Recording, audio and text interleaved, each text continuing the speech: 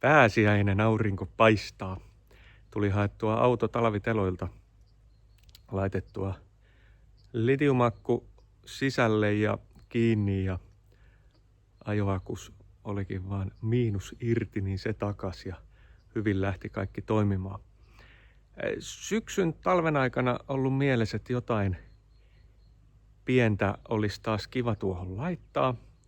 Ja nyt olisi listalla sitten ainakin etulaseihin sellaiset paremmat karteekit suojaamaan auringolta ja katseilta. Ja sitten toinen juttu, niin päivävalot. Tässähän on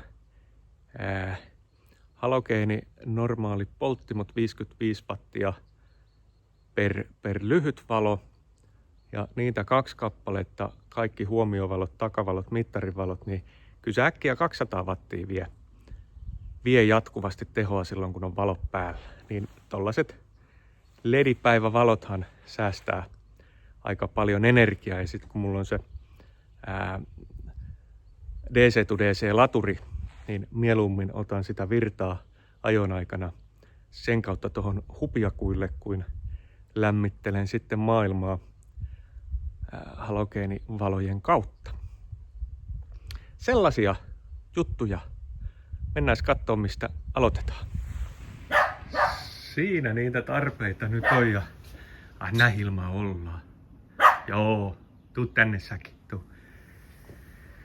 Siinä oli sivu ikkunoihin, tommonen Dometikin, mikähän 300 sarja se nyt oli. FP300 on etu ja SP on sitten toi sivu. Sellaiset hankin ja siinä olisi sitten päivävalot. Katsotaan, mä varmaan laitan nää eri videoille, mutta aloitetaan tästä päivävaloista. Katsotaan, mitä tää on syönyt tämä paketti. Ei ollut ihan hinnankirois. 59 € oli. Sitten aika näyttää, että onko hintansa vääritti. Jaha, siellä on rosvoliittimia. Mä kyllä jo päätin vuosituhannen vaihteessa, kun eskorttiin laitoin kahvinkeitintä, että mä en rosvoliittimiä käytä. Niin niitä mun ei tarvitse käyttää. Ja miksi en jotenkin luota, että ne siellä hyvin pysyy. Mieluummin sitten vaikka rapsutan johtoa vähän paljaaksi ja liitän siihen. No niin, katsotaan mitä täällä. Hilma näkyy jotain. Tämmöiset valot. Joo. Ihan asiallisen näköiset. 2 kappaletta niitä. Sitten on tämmönen ohjainboksi. Siinä näyttää lukevan, eli tältä puolelta lähtee nämä piuhat noihin valoihin, eli näihin. Toiseen pitää ainakin olla ja se onkin tuossa. Jatkojohto. Eli toiseen reunaan tämä laitetaan enemmän, se puuttuu suoraan toiseen, pitää olla kyllä aika muuten lähellä. Ja toiseen on sitten vähän pelivaraa tuon kautta. Mitäs sitten toiselta puolelta? Tähän tulee täältä paketti. Avataan. Joo. Tuoliitin tulee tähän ohjainboksille. Ja sitten toisesta päästä katsotaan mitä sieltä sitten löytyy. Vähän kaksinkäsin tästä selvitään. Eli täällä lukee. Ja toi valakone menee niin kuin lyhyille valoille. Tämä Ja silloin se boksi varmaankin sitten tietää, että nyt on valo kytketty ja se sammuttaa nämä päivävalot. Näinhän se täytyy toimia. Ja sitten taas täällä on oikein sulakekin mukana. Se menee miinukseen ja tosta sitten tuo pitää saada sellaiseen paikkaan, että se on virtalukon jälkeen. Tää pitäisi olla, että kun laturi käynnistyy ja akujännite nousee, niin silloin tää osaa lyödä ne päivävalot päälle. Mutta laitan silti tämän tonne virtalukon jälkeen, koska jos käy vaikka niin, että lataa tota akkua muuten, niin sitten päivävalot palaa. Sellaista. Mennäänkö Hilma katsomaan, että mihin ne saataisiin tuolla keulilla mahtumaan? No niin. Joo.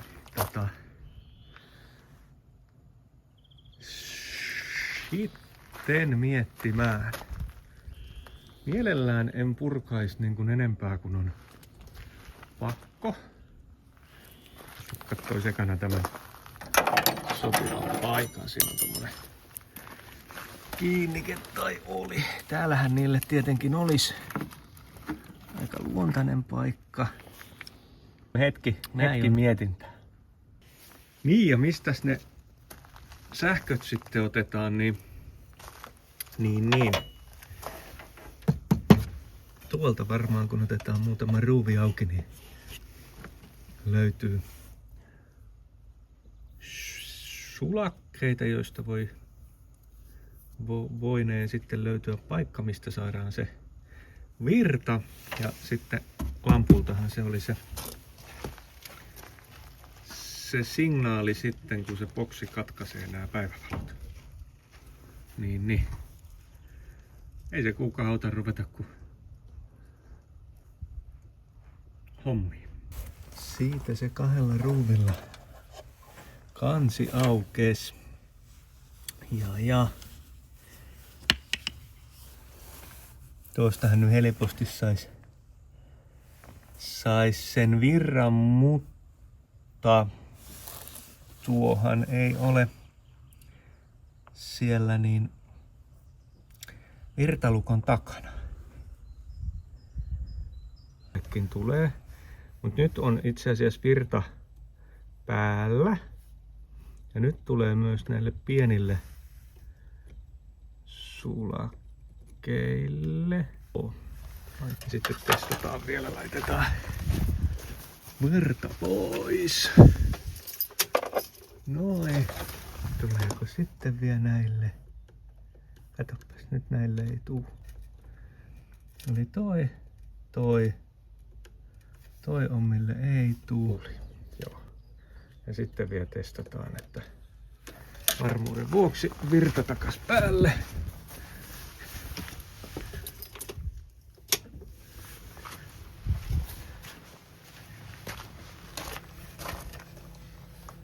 Ja sitten tadaa. Ensisijaisesti tosta 20-seltä, noihan ei valtavasti virtaa vie, niin sieltä. Mutta nyt täytyy selvittää, että mikä tää F22 täällä on, koska jos se on joku absi tai vastaava turvatyyny juttu, niin sittenhän me ei varmaankaan sitä käytetä. Sellaisen tiedon löysin, että tää sulake tässä olisi toi pissapoika. Niin.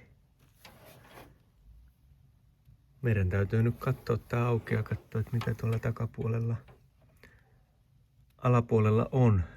En oo ikinä kurkannut, mutta jostakinhan meidän täytyy nyt se vaan virta saada.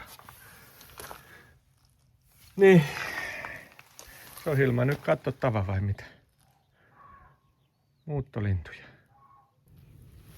Nyt kun tilanne on se, että mennään tuonne ropeltamaan, niin ehkäpä minä nyppään ton miinuksen irti, niin vältyn suuremmilta tälleiltä, jos vaikka vahingossa sormi osuisi sekä runkoon että sit sinne plussaan. Niin tehdäänpä sellainen juttu. Nyt on parempi. Joo, kyllähän se siitä lähti näistä.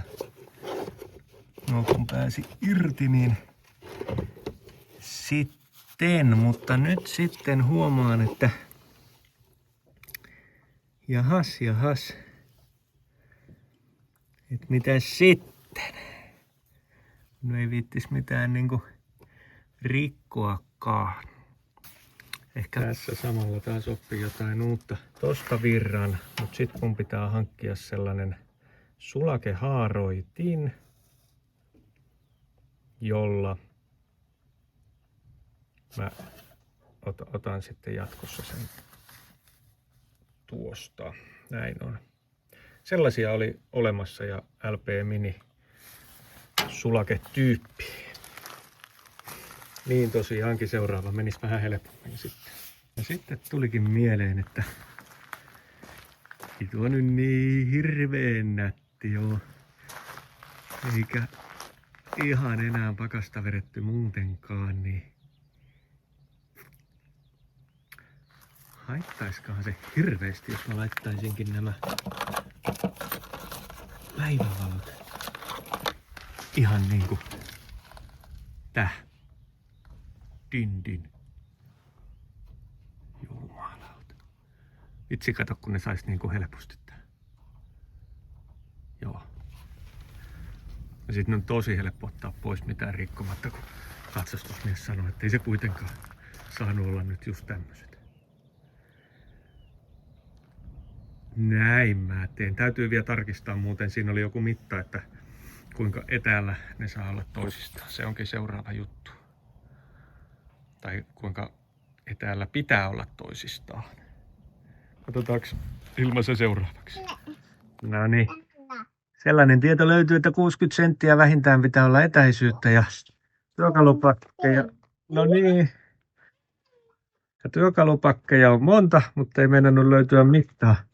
Sitten jostakin joku löytyi. Joo, vähintään 60 senttiä. Selvä. Noi, siihen ne laitetaan. Kyllä. No niin, ja tähän ne sitten tulee. Tää on muuten aika tiukka sovitus, mutta ajattelin, ei tarvitse purkaa mitään. Kun laitan tää, nyt pitää panna video pois, että saa tuohon laitettua kuvauskädellä tätä mutteriin.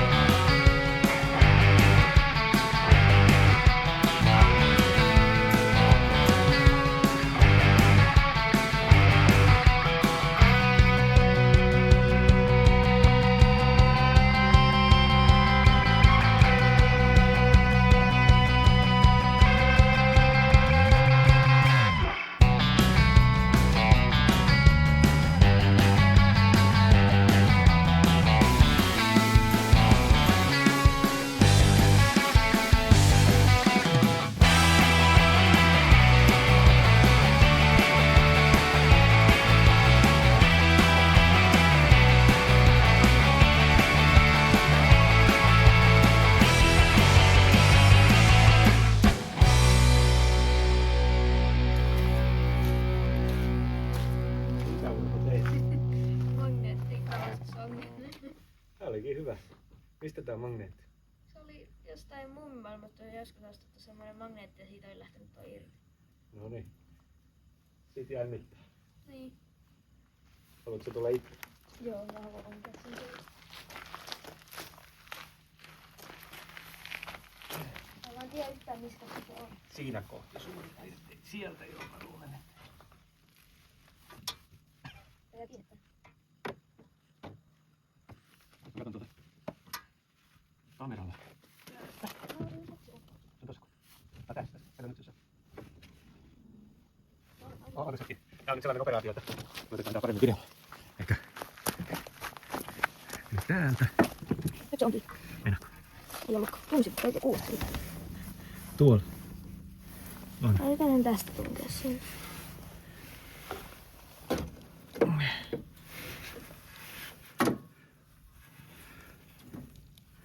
Vielä. Ei, meni eri päin. Nyt.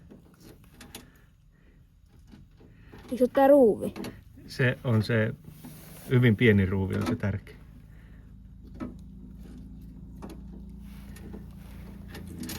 Hyvä. Ei, se on kiinni.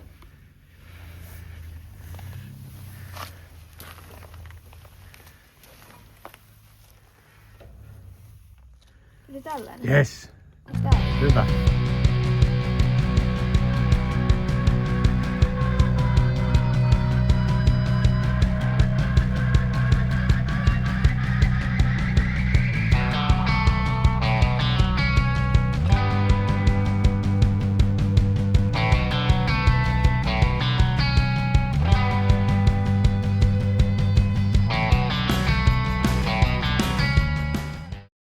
Ja nyt tämä päivävalojen asennus jatkuu seuraavana päivänä. Mun piti saada tämmönen sulakehaarti. Tämä on oppimiskäyrä korkein. Tämä on ihan luonnollinen, että tällaisellähän se tietenkin kannattaa se virta ottaa tuolta, mutta hän jos uutta tekee, niin joutuu vähän opettelemaan. No niin, ei muuta kuin sieltä.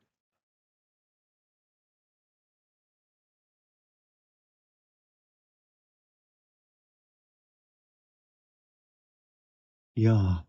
Tämä voitaisiin laittaa jo nyt valmiiksi.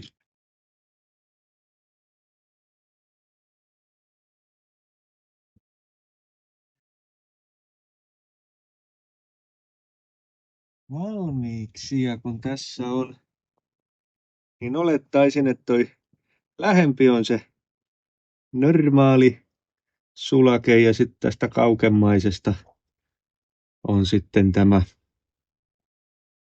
uusi sulake. Tuohonhan ei nyt isoa tarvii.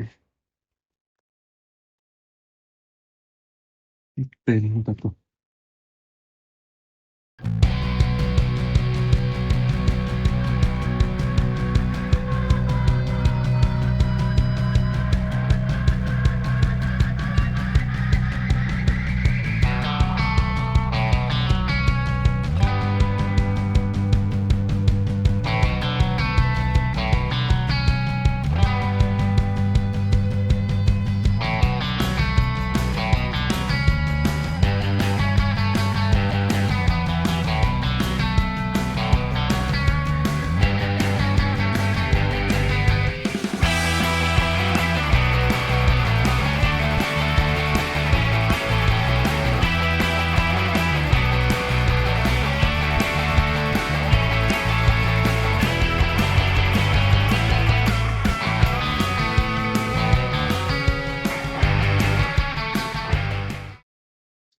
sitten jännitys tiivistyy.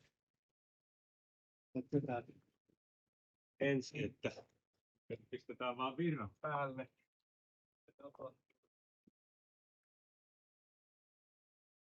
Syttyykö päälle? Kyllä sytty. Hyvä. Tuossa pitäisi olla joku semmoinen tunnistin, että se laittaa nämä päälle vasta, kun jännite on vähän korkeammalla, eli laturi päällä.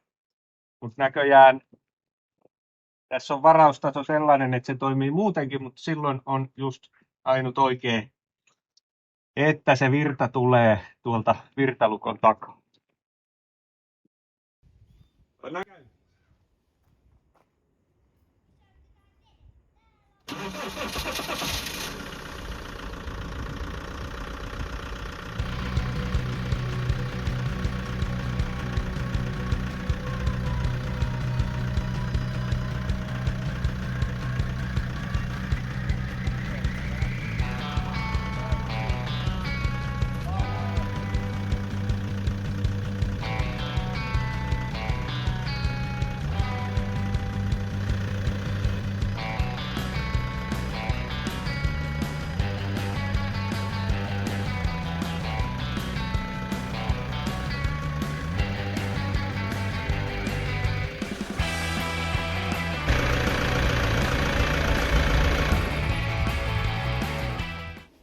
Näin!